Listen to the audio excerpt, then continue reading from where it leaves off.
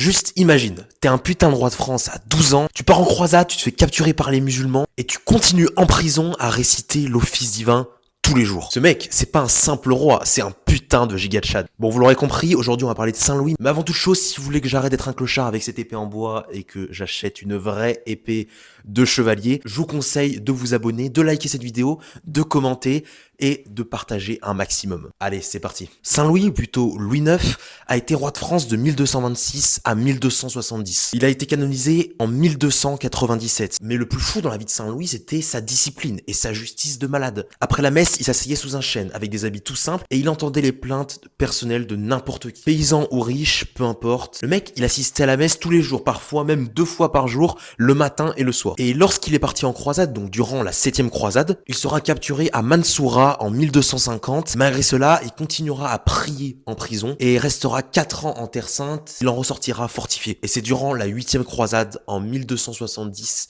qu'il meurt dans la ville de Tunis. Même au sommet de sa gloire, il continuait à vivre en moine guerrier, ce qui lui forgeait son humilité et sa routine de fer. Saint-Louis, il avait une vision claire de sa vie, servir Dieu, servir la justice et servir les pauvres. C'est exactement ce qu'il faut dans ta vie pour level up, avoir une vision concrète de ce qui vraiment te fortifiera. Si toi aussi tu veux devenir un giga Tchad comme Saint-Louis, je te conseille de commenter Tchad et je t'enverrai quelque chose qui peut t'intéresser.